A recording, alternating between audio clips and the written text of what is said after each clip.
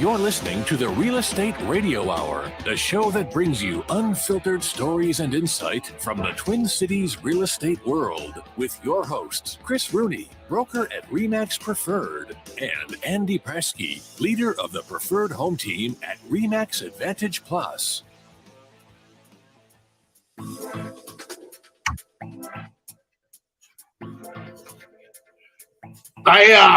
Is it wrong that I like our intro? I do kind of like this little retro music right now. We should have that going throughout the whole thing. It matches Nick's pants. Nick's pants? Yeah, stand up, Nick. Hey, that's a Super Bowl champion you're talking to right there. Just saying. I can't believe it. That was awesome. I couldn't get my phone to trigger. I was going to do "We Are the Champions." Yeah, it was fun. Lots of crazy stuff. That huge delay with the lightning and whatnot, but to come away with it is pretty cool. So yeah. So and just not. Can you actually communicate with your team members? Do most of them speak English, or do you speak their language, or what are you speaking? Probably 80 to 90% speak English. Yeah, It's way better than in Italy for sure. A lot of the younger people in Poland are learning English to get the better opportunity in England or USA, the jobs. They always work social media marketing for other countries, and so English is pretty well spoken here, actually. Yeah, well, it's kind of nice. I mean, then you can at least, hey, catch the ball. You know what you mean? Well, they have American coaches too, Andy. Oh, really? Well, I suppose 3 American coaches. Yeah, you're playing like American football, right? Mm-hmm. Yep. Yeah. It's the same thing. Yeah. I know, but for some of our listeners, when they say football, they think they're kicking stuff. So I'll tell you the craziest, weirdest thing that I've always it's bugged the crap out of me every time I watch it, because his games are streamed. You got to get up like at 5 a.m. to see them, because they're 7 hours ahead of you. But yeah, during the regular season, the referee has the clock. So there's like no clock. You can't follow clock. And clock management and time and all that kind of thing is so important. Well, in this Super Bowl thing, finally they had a clock. And it was so nice to be able to see it, because then I kind of knew what the heck was going on. So, Nick, why is that? Is that so that if the ref thinks there's 30 more seconds should be added, they just let you play 30 more seconds, or what do they do? I think it depends on like the budget of some stadiums. I think some have clocks. Maybe we didn't play on them this year, but a lot of them don't have like the technical manpower to handle all those different things. And for the most part, they put on pretty good events. But yeah, no clock has always been kind of weird to me. Nice. It's tough. So the lowlanders take it. Champs. Yeah, baby.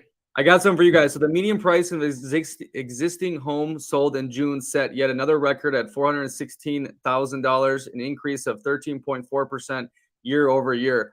What is happening in this market? I'm going to answer that, because the lower priced homes are the ones that have taken the hit, and they're harder to sell now. So I think there's just more upper priced homes. I think if you did those stats, it would also say that there was less homes that sold, but they were just higher priced that sold, and so that average went up. That's my opinion.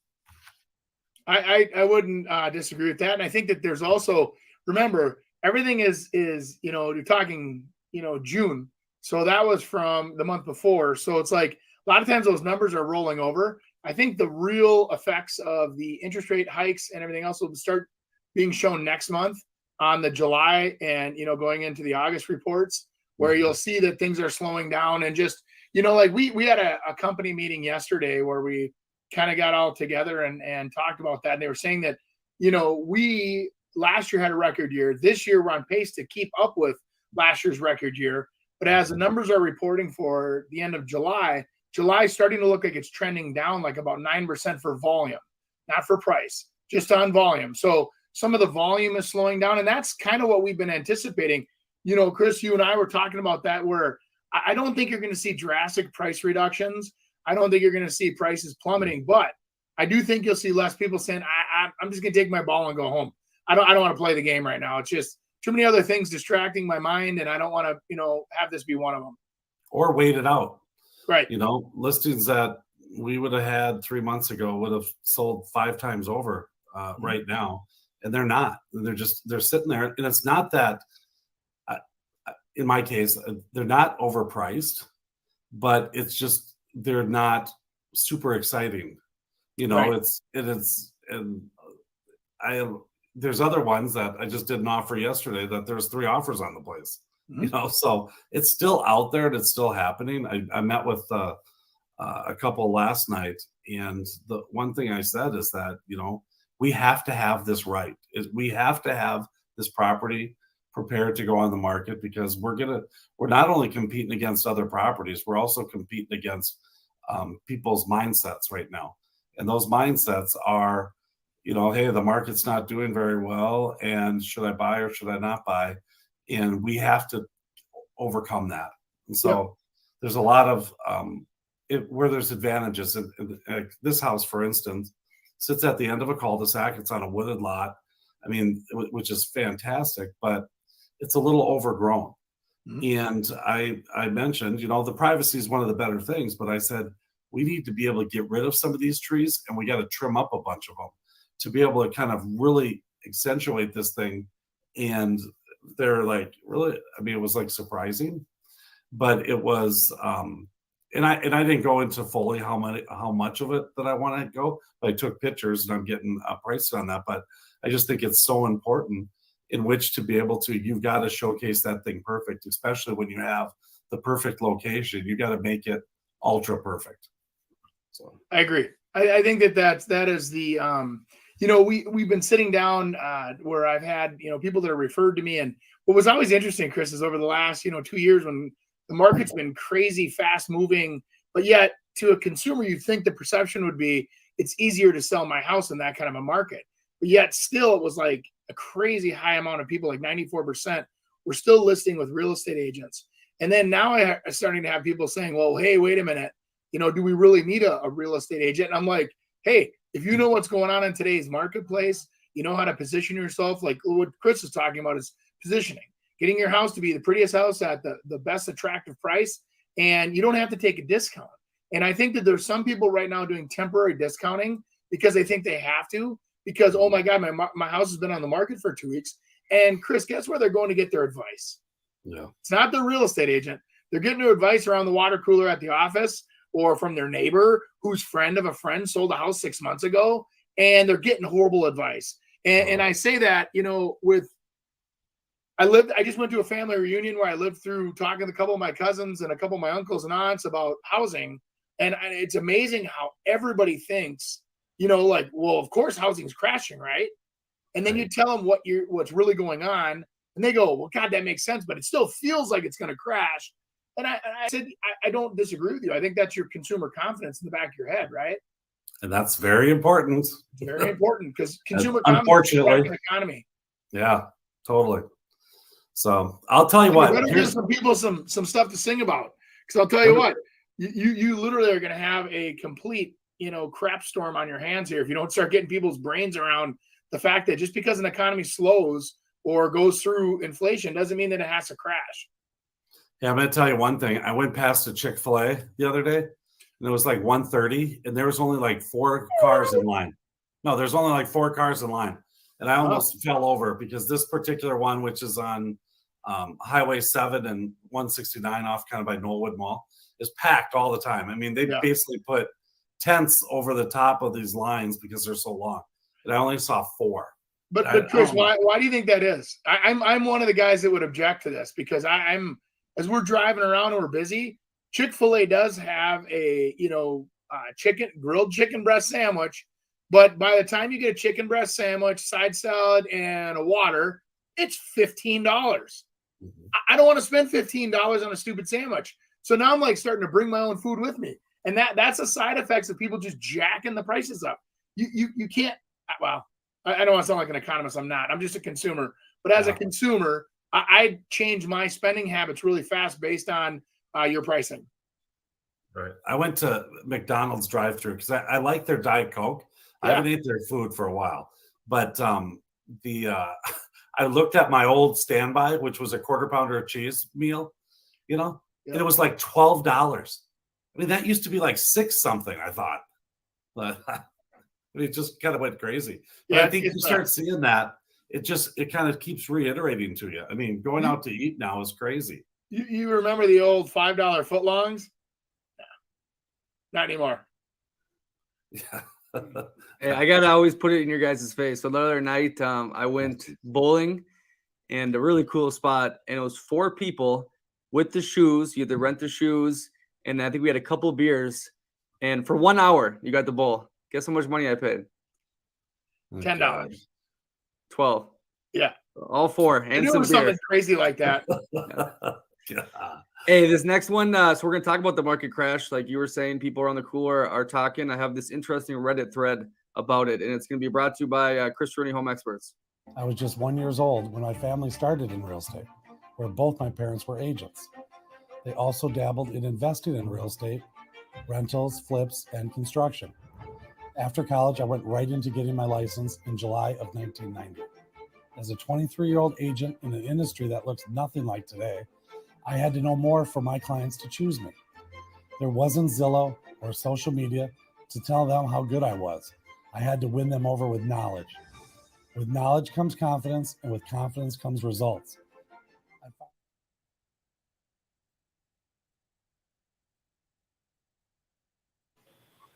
Just feels like I've been in the industry after that commercial like 40 years, so I put on some glasses. So you know whose commercial it was? Yeah, exactly. Whose commercial is this? Who is that man? Yeah. I got mine here too, just in case. All right, so what do we got here? Okay, what exactly do you consider a market crash? Would it be going back to 2019 levels? Which, I mean, let's talk about that. I mean, 2019 levels weren't bad. You know, I mean, the market was definitely clipping along. And obviously inventory just went way down. And I think that's what happened. But so 2019 looks like it was 3 to 5% year over year increase. It's interesting. That's probably about right. I mean, you just heard what June was, 13% year over year? Yeah, down. Yeah, exactly. Or July. July's trending that direction. So it'll show less volume being sold. Yeah. What's ATH? At the height. It's all-time high. All-time high, yep. Okay, 20% drop from the height. What would you consider a crash? I mean, Andy, that 20% to me would be if it went from the all-time high down 20%. I mean, you know, we talked about this a couple weeks ago. There was, and I could look it up again. I remember I ran the stats for us, talking about what's considered to be a market crash, where they have 2 consecutive quarters of negatively whatever at a certain rate, and so a crash doesn't automatically happen, or deceleration of a market doesn't mean a crash. I think a crash means like it's off a cliff and down, and it's like, you know, I heard people saying, "Oh, I'm going to hold out and I'm going to start waiting for foreclosures." And you guys, I'm just telling you, when the average family made $76,000 of appreciation last year nationwide, nobody gets foreclosed on when you have equity. The only time you get foreclosed on is when you don't have options, you don't have equity, you don't have banks that are willing to work with you. So the fantasy, I mean, that banks are going to start having foreclosures again is just so wrong. It's crazy. It's like saying, trucks are selling for less money. Now they're going to start giving them 50% off at the dealerships. No, they're not. They just, you know, it's like what happens is our economy has become a just-in-time inventory style economy where nothing is bulk stock anymore. So when they talk about Target, oh, they've got so much inventory. Well, they brought it in and they ordered it and it sat there and never came in, and now it all came in at one time. But in theory, the absorption rates were not, you know what I'm saying? So it's like the world has gotten over we're going to produce 200,000 pickup trucks even if nobody wants to buy them. They don't do that stuff anymore. Yeah. The housing economy is very much right now, and it always is selling, buying, no matter what the economy looks like, because there's people that need to sell, right? So that's one interesting part about housing is that it's not completely consumer driven based on want, and it's mostly on need. I need to sell. My mom and dad passed away. I can't afford the house. I have to sell it. You know, I inherited a house. We're getting divorced.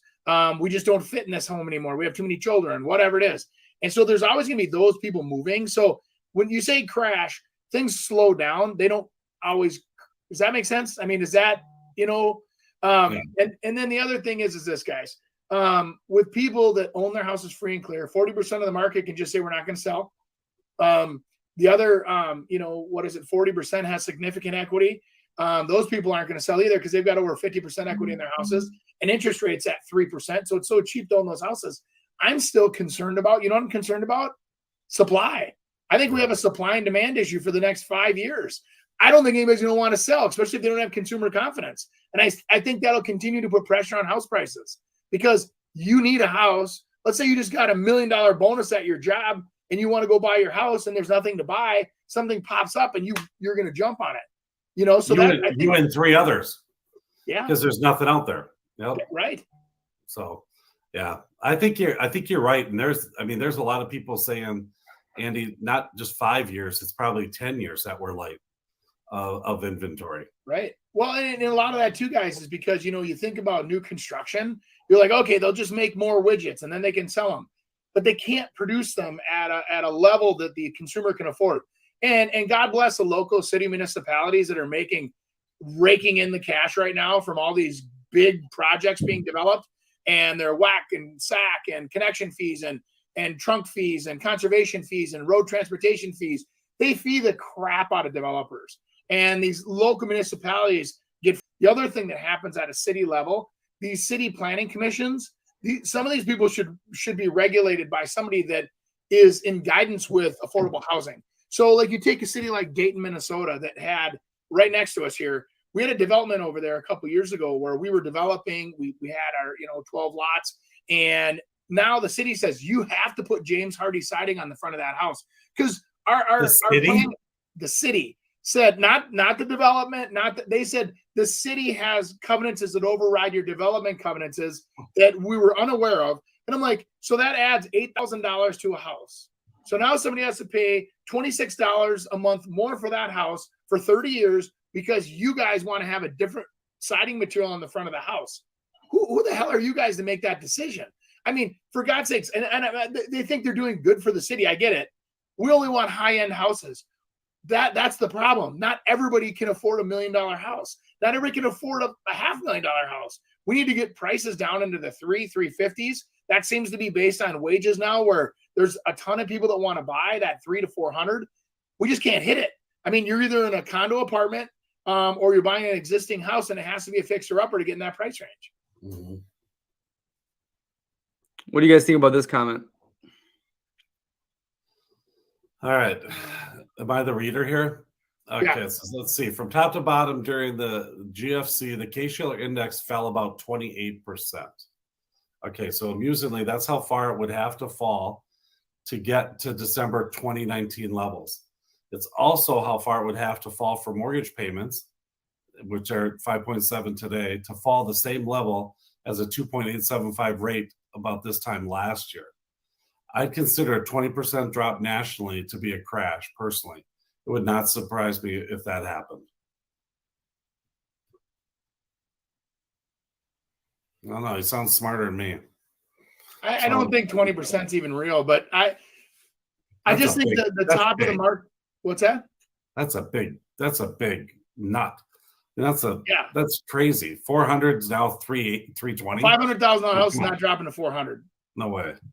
I don't think so either. Now, if you watch the buyers that are a little more suspect, like the 3% downers, 3.5% FHAs, those buyers are probably more on the fringe of, well, we're getting into a house with the minimums to become homeowners, which God bless America. Thank you, FHA, for providing that wonderful insurance tool for our buyers so they can get into the game. They're usually the most vulnerable buyers that are out there because they have the least skin in the game. And they're usually, they're 4 months of payments and reserves, and that's about it. So that buyer is a little more sensitive, but it still doesn't matter. If you've got an area that's appreciating at 5%, they bought the house for 400, they've lived there for a couple years, you know what I mean? And you start looking at, an appreciation rate of that where you're, 20,000 a year, whatever the heck the number is, and you're still going to be ahead of the game. That person could afford to get rid of it, have equity in their pocket, pay a real estate agent to successfully sell that house. And they still have options. Equity equals options. Whenever there's equity, guys, there's always going to be options. Sounds like a lot of people are going to head to Poland. Yeah, we're gonna screw you up just like they did Austin, Texas.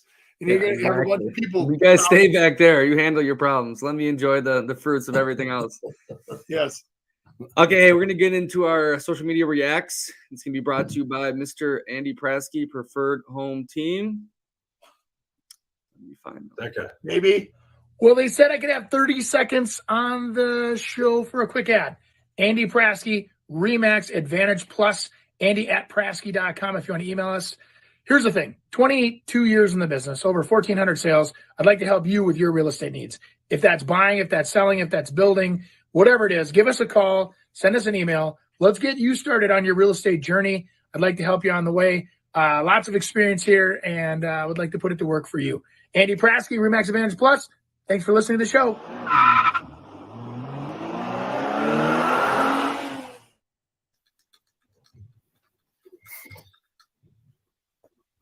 I think we're going to social media react. If you had a business that you were passionate about, then you would know what it takes to run a business, but you don't. So don't even act like you know what I'm talking about. What? Okay, so here's the meme. A lot of people in my generation are making a lot of money off OnlyFans and photos of their feet. And so you have to explain to your mortgage person where you're getting the money. Oh, that's awesome. There is I've heard that from Morgan's friends that people get a hold of them on Instagram and ask them if they can send pictures of their feet to them. So and offering them money. So there's Andy, you and your flip-flops. I mean, that might be like big money. Big. You can be my agent. Yeah, but and you want to see a triple D 14 in a flip flop? Call me. Hey, but no, also like basically a duck foot. The mortgage thing is like a lot of people get paid on Venmo or PayPal. Like their friends give them money and they say crazy stuff in the bio, and you have to show that to your person, right? The lender. Absolutely. I mean, if you have deposits, you got to be able to do that. I don't know. I guess I haven't heard about it. I mean, a lot of our dealings with buyers it's a private thing between them and the lender. We don't get like access to that unless the buyer wants to be able to tell us that stuff. But boy, I bet you that's coming around a lot. That would be interesting to have a lender talk about those different things, because that's really true. The whole Venmo thing, the PayPal. I mean, where's this money coming from, and how is it sneaking into your account? And then on that Venmo thing, I have a Venmo, and then it started showing like everything out there that I was spending money on. I'm like, what? And so I was able to make that private. But I get all these things about people and how they're paying money, and Nick's right. I mean, people joke about it, things like what they're paying them for. Well, but you look at like, and I'm not trying to sound like an old man, but in the old days, they used to barter. I'll fix your tractor, you give me a side of beef, and I'll feed my kids. Your tractor runs, you can continue farming. And switches over to where they start exchanging money so that it's equal. And then everybody wants to come up with a new version of money or an easier way to do money. And now you have a whole generation of kids that don't even really respect or understand the value of cash. And they don't want cash. They want you just Venmo me or send it to me, right? And so it's like the ambiguousness of cash is for some people that are older. Appreciate that nobody knows how much money you have. You obviously can trade it for just about anything, but nowadays it's funny how you go and you hire somebody for a service and they want you to Venmo them, and it's almost like this illusion that Venmo just goes in their account and they don't have to pay taxes. What's funny is that Venmo will eventually, when the IRS pulls an audit on you and they say, hey, we want to look back 7 years, and it looks like you haven't paid taxes on $32,000, and you have nothing to show for it because you never kept a record, because it's so easy just to shift money back and forth. And maybe you're buying your friend coffees every morning, and they're actually doing an exchange something else. Just remember that that's auditable exchanges. Whenever you have a gain, it's taxable. So if you can't show that right off, and I'm not trying to give tax advice, don't get me wrong. I'm just saying that be careful. It's very seductive. It's like I'll just pay everything with Venmo and send my friend $20 because they bought the beer yesterday or whatever. All of those exchanges that don't have an expense are taxable. And so, you know what I mean? And it gets up to a certain, Under a certain amount, I get it. They'll leave you alone. But you start getting over $500-600, and those are income opportunities for the old gov. Never thought of that, actually. Thank God we do these social media reacts. Well, think about this though too, Chris.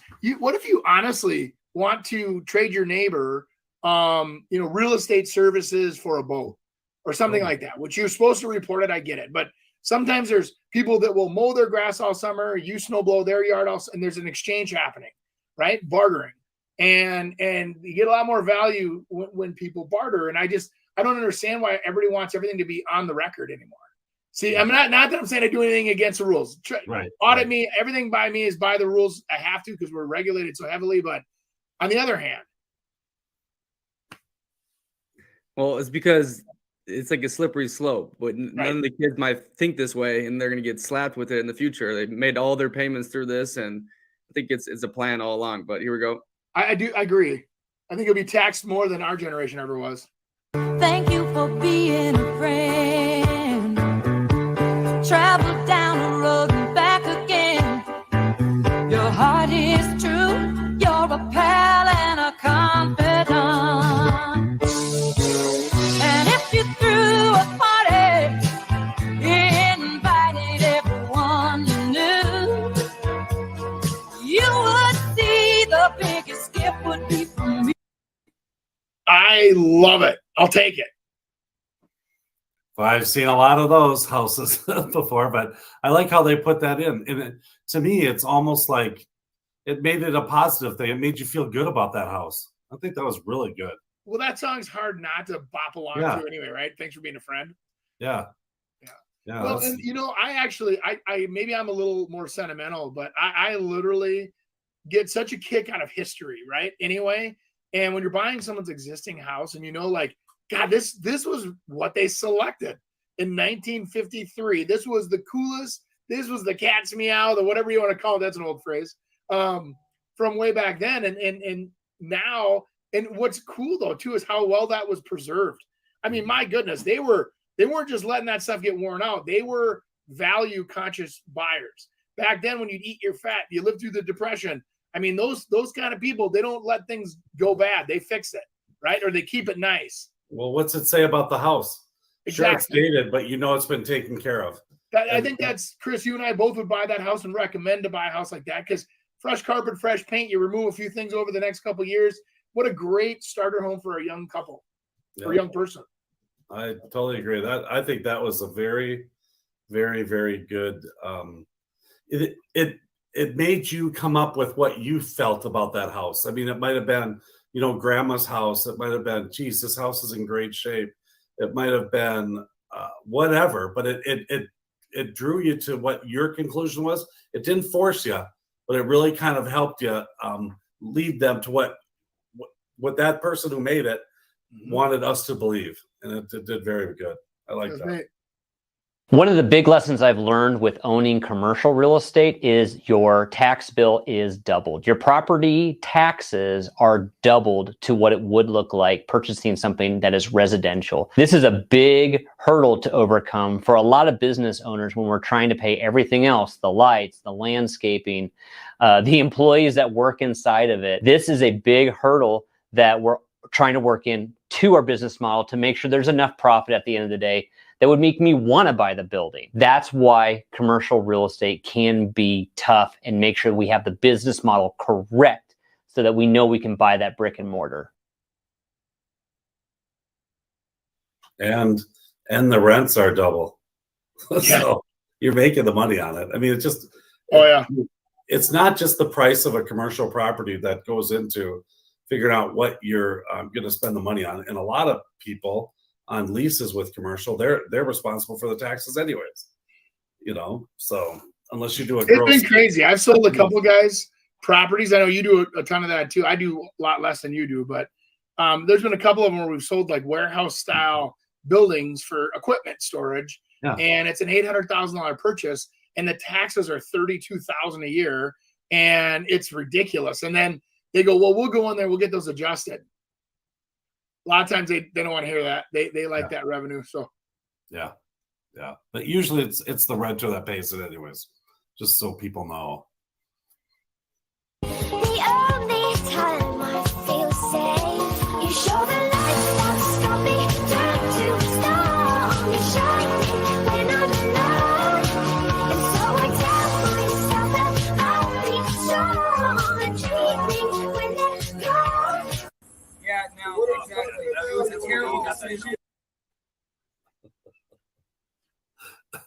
Oh man.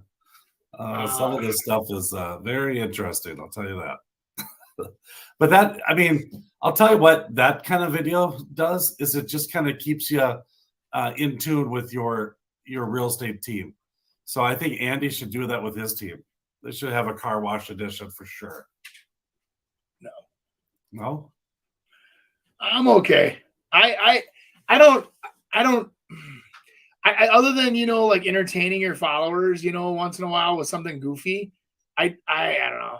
I think it's funny. It's a little bit of a riff on realtors too, where at the end of the video, they are all on their phone making fun of us always being on our phones. but hey, Andy, I know I'm always coming up with marketing ideas for you, but I think this one is a really good one. I think you do a series of videos that have to do with your. Hold on, let me write this down. Yeah. Okay. So, and you can watch this. This is like on Spotify, iTunes, all those ones. But it should all be on your 14 Ds with your nice little shoes on and those flip flops. And it should be, everything should kind of go around with that. So it's like, if you're walking into a house, you know, you just see these big feet coming in. Or if you're, you know, I've got ideas. I'm not coming up with them right now, but I just Bigfoot Realty with that. I mean, all these ideas that we're given, I think Nick is trying to tell us something that we need to start doing this stuff. And I just think that if you think about it though, that does depict who you are kind of. It's kind of like, you know, because you do. I mean, in the summer, how often do you wear flip flops? Every day. Every day. And so you'll go to appointments in flip flops. Every day. It's who you are. I know. People laugh. They go, our friends told us you'd show up in flip flops. We didn't believe them. Yeah. And I'm like, true. It's the only shoes that fit my feet, other than wrapping them with sandpaper or bags or something, or potato sacks. No, the funny thing about that is, as much as I appreciate that, I don't know if that would work. I think it would. You have me doing a showing. Boom, boom, boom, boom, boom. And they look down and there's these huge feet. No, exactly. Importance of inspections. And I think this is a good topic now because inspections are finally coming back. People are able to do them. With not 72 offers on each house, you're able to get an inspection. And, you know, how important do you think an inspection is, Andy? Because during this whole 2-year hiatus of inspections, and people were doing them, they just maybe weren't contingent upon them. I started kind of thinking about it and kind of going back on past listings and looking at requests that we did and how much it actually really cost and how many people backed out because of inspection. For those who don't know, there is a disclosure statement that people do fill out that if it's not factual or truthful, that you can certainly go after them. So if they said, hey, the roof is fine, but they took an insurance settlement on the roof and never replaced it, I mean, you can obviously go back to them. But and maybe an inspection would have caught that. But the other part is that were people really even going to fix anything? So when I looked at it, I said, okay, the inspection is going to cost you $500. I mean, the average of the repairs were maybe a couple thousand, maybe. And so I looked at it and I'm like, so what you're talking about is $1,500 to $2,500 that you're just thinking about, hey, that's what the more I have to spend for the house. And you have a disclosure statement that backs it up. So if they do have they had a bad furnace or they had a foundation that was falling down or they had water problems or they had mold, they have to disclose that. Now, you might not find it and someone might not, but that's kind of the chance you were taking. Right. Yes. So, yeah, I agree. I think that, home inspections for sure. Almost every house I'm listing and selling now has a home inspection being asked for again. I, as a selling agent, though, too, I like to see people have home inspections because it gives them a chance to, clear my seller of their liability. And if they forgot about disclosing something and the inspector, picks up on it and says, hey, what about this? And they go, oh, my God, I forgot about that. Wow. Because a lot of times you've lived there, like that first little video we watched where they've lived there since the 50s. They probably don't remember that, back in the 60s, do you remember this? In the 70s, this happened. And then the great power outage of 1983 and, or whatever. And so those kind of things that are there. I think what most people want to get out of a disclosure statement is what's happened recently. Is everything performing properly based on its age? Is everything safe? Am I going to have any big expenses coming up here in the near future? Mm-hmm. And, it's not hey, here's 75 things that are deferred maintenance or honey-do list that we need you to do. Because that's the first thing I'll say. My seller, I never have had a seller that wants to do a honey-do list. We price the house accordingly to the condition it's in. And I literally loathe agents that hand me these. You need to seal the caulking around the tub. You need to change the left light bulb on the left side of the light fixture. And I'm like, you're not the right buyer for us. Sorry. And they're so confused why. And I'm like, listen, those are homeowner maintenance things. It's not an inspection thing. You tripped over that crack in the sidewalk, and now you put into a report that you want to have the sidewalk mud jacked, but you tripped on it on the way into the house. You knew about it when you wrote your offer. I'm making myself sound difficult. I'm not. I'm very protective of my peeps. Yeah, but it's really it is. There's a slippery slope though on it. Because in our industry right now, the buyer's in total control once they got the house. That whole inspection period, they can again ask for anything they want. They could ask for anything, and then just by the end of it, just say, "Oh, just kidding, I don't want it." Well, in the meantime, it tends to be kind of fighting.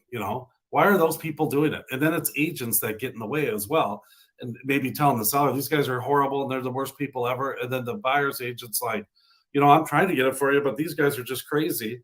And now it becomes a total discord and everything is horrible. And so you got to kind of, it's a tough thing to play. It is. And it's what it's best to do is nail it at the beginning. And I know you do that when you're talking to the agent and saying, "Hey, I know you're doing an inspection. I just want you to know that we're not going to deal with any little small items and blah, blah, blah." I'm just telling you, that's just not going to happen.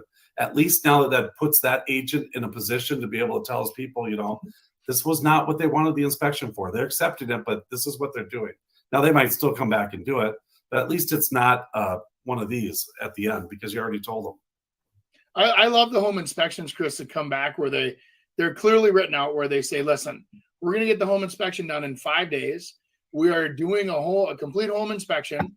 We're not going to ask the seller for anything unless it exceeds $5,000 or whatever." And then it's like, they're not going to ask you to fix the light bulbs or the whatevers. They're only going to come back if there's a roof problem or a furnace problem or a whatever. And, I've even seen them written as low as $2,500. But that is a nice way for agents to write it in there saying, "Listen, we're just, going over the house just to make sure it's a solid investment and there's no surprises. And we're not using this as a second level negotiating chip," which I think a lot of people do. Yeah. It's when those agents turn on that and go the opposite way, though. They say they're not going to ask for anything for that, and then it's kind of like they end up doing it, and that's when it gets really annoying. Yeah. Anyways, hot. What are some things you should look for to determine the next hottest location? Ooh, that's good. I'll tell you what. If I was looking for that spot, obviously it's all about the location, but I'm gonna kind of see what's happening in that area. So let's just think here. What would be a hot area, Andy? What are you dealing with up in the upper area? What about like Andover and I got a couple of strategies on this. It just popped in my head. Okay. One of them was depending on what phase of life you're in. If you're downsizing and you want, 7 to 22% more income, you go to a state that doesn't have personal income taxes, and claim residency. Arizona, Florida, South Dakota. I think there's like 11 states, if I'm not mistaken, that offer that. So think about it's like getting a bonus, right? You get that much more spending power. That would be one thing to consider. I think that if you own an existing home and you're in an area where new construction will thrive for many years around you, those areas seem to appreciate very well, bringing in new exciting restaurants, more rooftops, create more retail opportunities. So I think that in general, you by osmosis of being next to it kind of go up with it. I think that's an identifiable hot spot. Yeah.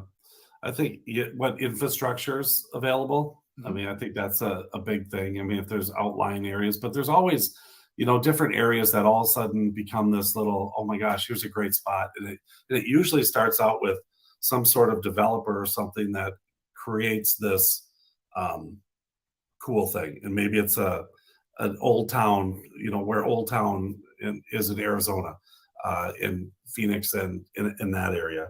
And that, that you try to get somewhat close to that. I mean, if you're trying to find an area that for appreciation or for longer living, those might be two different things as well. Political climate, I mean, you look at where some of these places are unlawful, do you really want to go there? I don't. I'm not heading that direction. I'll tell you that. So it is interesting because I think people are doing that organically, where they're, especially the empty nester crowd right now. I'm seeing a mass, I shouldn't say mass exodus, but I'm seeing a ton of my retired, customers and friends that are moving a little farther north. They want that Mayberry 1950s feel to a small town. They want to say hi to everybody at the grocery store.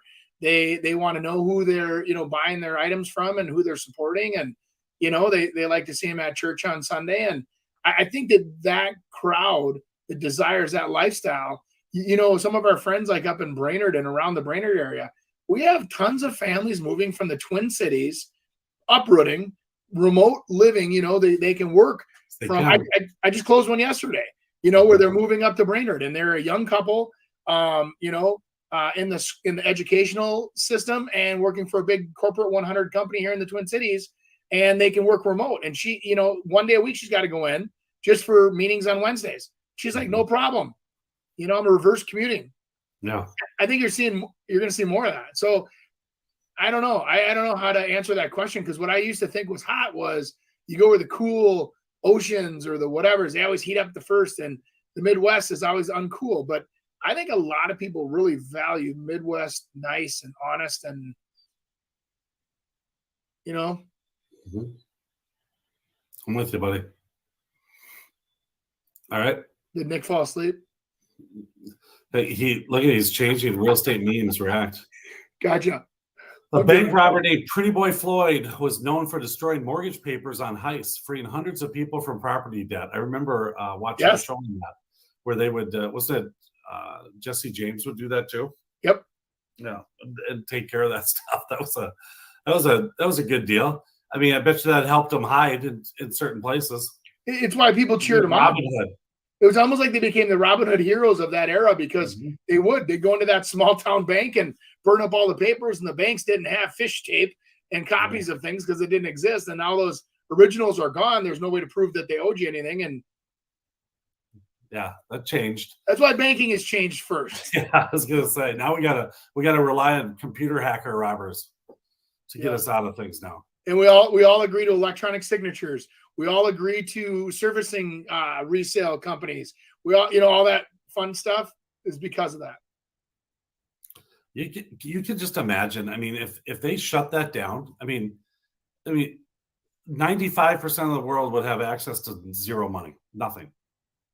I mean, zero like that. I mean, there's some people that hide cash. I do, just in case, but it's crazy. I mean, everything's in your bank, and they can just shut it right down. That's why you see a lot of immigrants that I talk with anyway, that come into the country, and they're like, I can't believe you can actually get a loan for a car here. It's so cool. Like where I'm from, we had to save up and go and pay cash, and you get robbed on the way to the car dealership. You're out your money. I mean, you think that stuff doesn't exist? It's all over the world, you guys. Or like, in like Mexico for many, many years, I had one of the guys on my team from Mexico City, and we talked about that. And he goes, there's no translatable word for mortgage. They didn't have it. There was companies that give you loans, but it's a whole different money system in all these different countries. Ownership rights are different. Anyway. we could have a whole show on that. But Just to say, the coolest thing I've heard about that was one of my coaches coached in Naples in Italy, and he's like, okay, so where's my apartment? And he's like, oh, this week we're gonna have you here, and they just open up someone's random house, and he'd stay there, and then they would come back from vacation, they'd move them. He's like, what about the car you promised me? He's like, on the street, take whatever one you want. And then like people, he was like, what about food? He's like, just go to the meat store, like they'll just give you meat. Like it was a whole different way of money and transaction. And yeah, everyone was just taking everyone else's stuff. And it was really interesting. Yeah. That happened like 10 years ago too, in Naples, in Italy. Jeez. Crazy. Here we go. Posted about another successful transaction and what it's like to be involved in the transaction. Yeah. That I don't know. I think that whole posting everything is that's a slippery slope in my opinion. But I mean, everyone does it and everyone wants to look better than what it is. But I don't know. I'm kind of more interested in just doing my job, and I don't know if the accolades and all that kind of stuff. I mean, but it's important to other people choosing a realtor, so you got to kind of do some of that stuff. But well, I say it all the time. The flat fee companies, the whatevers, when that extra stuff comes up, they're not there to just jump in and get dirty and help you fix it. They're like, well, that's not included in our package or whatever. I mean, you do get what you pay for. I always say hire good agents, hire great title companies with title insurance. And the mortgage companies are also very important. I mean, what's important to you with your mortgage company? Do you want to be able to go down to the local bank and smile and talk to the teller and hand them your mortgage payment? Or do you want to be able to electronically send it in? Do you want to, and I mean, it's all the cool thing as a consumer that is out there is if you find an individual that's mortgage, real estate, whatever, that they're trustworthy, they can't commingle. So there's a lot of people have this illusion that, oh, my realtor, only uses his mortgage company because they get a kickback. It's illegal. And so they don't do it. They can't even advertise together, for God's sakes, without having to be audited. And so there's a lot of really cool safety things in place for you as a consumer to protect you, to make sure that they're only referring you to that person because they're really good at what they do. So if you find somebody does a little more business in that area or experience, and then they refer you to a mortgage company, it's usually because they're great. It's not because they, there's some, misconception of why they'd refer you. So I always say hire the best. It'll save you thousands of dollars and hours of your time. I can't disagree. We're going to go into this last part about another Reddit post. It was kind of interesting about homes being outdated, and this guy's objecting to it. So I want to hear your guys' thoughts on this. So first, read this. Chris, you want to read this? Yeah. So how are these modern 90s homes grossly outdated and hideous? These houses were getting trashed in a thread. I'm a numbers guy, so I only see a standard modern house. Granite countertops, stainless steel appliances. Can you be specific as to how the house is so grossly outdated and hideous? So not all the grays. So let's see one of these houses. Now, these are not around here, I assume. Chicago. I mean, Andy, what without even looking at any pictures, Andy, what would you say a couple characteristics are of a 1990 house?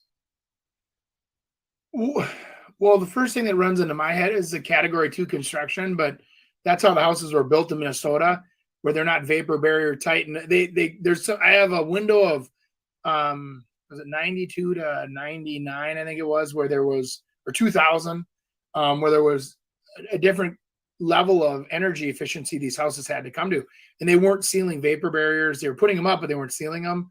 So there was that's what I worry about. But when you think about 90s style, I think about white countertops and white appliances and brass. And cherry. I think about like the golden oak. But there's nothing wrong with those materials. It's just, and I'm betting you any money we're going to see that stuff in these pictures. There you go. So golden oak floor. Yeah, or that real light maple floor. Yeah. Those kind of windows, that window package, more, like curves and half moons and Tons But of that window stuff is so grids. easy to fix too. Even like spindles, like they were showing that staircase going up, and the wood spindles, the spun lathe wood spindles that actually are a demonstration of craftsmanship. A lot of people look at them as being outdated, and it's like, and they want to put the metal ones in, which is actually pretty easy to do. Putting in a metal spindle and retrofitting those staircases, give it a modern touch. There was another one right back there, built-ins. You don't see those as much anymore. Like Right. where the TV's built in there. That's a Yep. really big bang from about 90 to 2004. It's that baby right there. That's an updated kitchen. Yeah, that one's updated. Yeah. Mhm. Other than the microwave on the counter. Yeah. A lot of times you want to build those in even into the island. Spiral staircases like that. I mean, That's cool. the reason they don't do it just costs so much money now. They're trying to that's give you a other options $40,000 rather than that. staircase. Yeah, that was a big thing back then. Yeah, the God, I hit octagon my head so showers. many times on that shower when I was a kid. We had one of those in our basement. You go to wash your feet and boom. Yeah, true. Especially 14Ds. Yeah. Just It flip-flops. took a long time to wash them. Do you guys agree with the person saying that these aren't really grossly outdated and it's okay to buy them and maybe kind of fix them up? Or do you agree with other people saying like this is so out of fashion and you're stupid if you buy it? I don't think you're stupid if you buy those. I mean, you're getting a lot more house than what you get with new construction. But I think it's one of those things that I think a lot of people spend a lot of time painting things and redoing it. It's like those built-ins, restructuring them to make it work and maybe pieces of it and put those elsewhere. But try to add like the 2022's pieces in it where you're putting a mount up with the TV on the wall rather than in that area. But some families, I mean, need that big space, and you deal with that little corner shower, and I don't know. It's in brass. I mean, you slowly fix it. I've seen a lot of people just slowly fix it. Now it's gonna hurt your value, so it's kind of a nice way to get into something like that. I mean, in a great neighborhood, more than likely. That's what I remember. The Wilds on the course. I mean, a lot of those things were built in the early 90s and mid 90s. Well, they're dated. Same with the Legends. And all of a sudden now people are coming in and re-updating them all because they're getting a great location and they've got a huge house, but they just need to update it all. I mean, this is a nice looking place, but I mean, they're all that tile. I mean, you just don't see that too often. I mean, you can certainly play with it, but to Andy's case on that, Well, that stairway. house carries more of a grand, hence the grand piano and the Victorian styling. And I'll tell you what, I mean, Chris, you and I both have probably had clients that come to us and say, I don't want to buy a house that's built after 1930. And they only want to buy houses that have certain character and charm and style. And that's where I think houses that get caught in the ambiguousness of, what am I? Am I an old, outdated house, or is everything still good enough to move into and enjoy? So, some people don't care, right? So some people will move into a home and not mind that it's not the coolest trend. Just like cars. I mean, some people need to buy the brand new off the show floor, latest model with all the latest and greatest. And then there's other people that like to buy it when it's 2 years old. There's other people that don't want to buy it until it's just about ready to go to the junkyard. And then they put a new motor in it, new tires, do some body work on it. And all of a sudden they have a classic. So,